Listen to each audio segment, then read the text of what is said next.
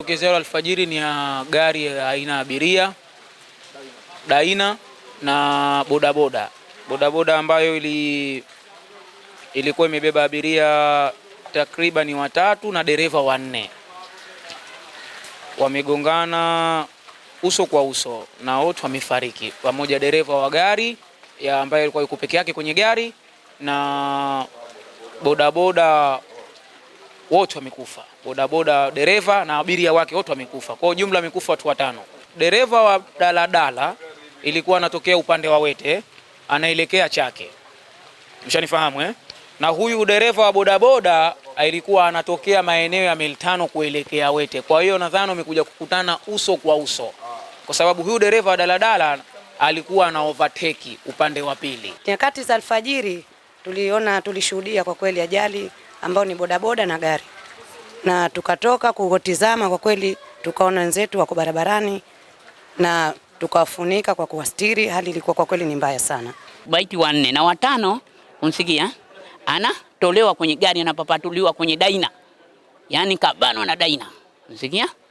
Sasa mihalati nikachukua mimi na askari mmoja, tukaenda tukawapeleka vitongoji hospitali. Muda wa saa 12 asubuhi nimepokea maiti watano ambao kwamba wamesadikika wamepata ajali ya barabarani. Maiti hao wa kike alikuwa mmoja na wanne wa kiume.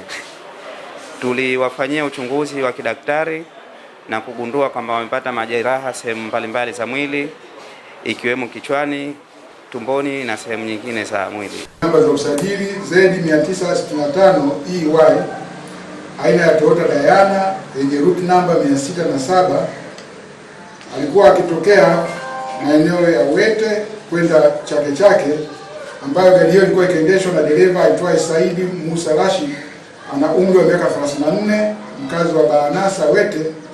Alikuwa akitokea Wete kuja Chake, iligongana uso kwa uso na pikipiki yenye namba za usajili Z452 PJ aina ya Boxer ambayo ilikuwa ikiendeshwa na Abubakar Ali Ahmed, ana umri wa miaka 21, mkazi wa Mzambarauni, ambapo alikuwa akitokea Chake kuelekea Wete akiwa amewabeba abiria kwenye pikipiki hiyo watatu.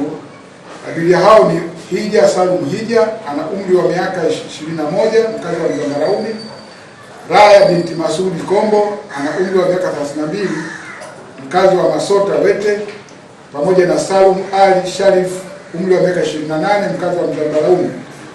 Watu wote wanne walikuwa kwenye pikipiki hiyo. Baada ya ajali hiyo walifariki pamoja na dereva wa gari hiyo.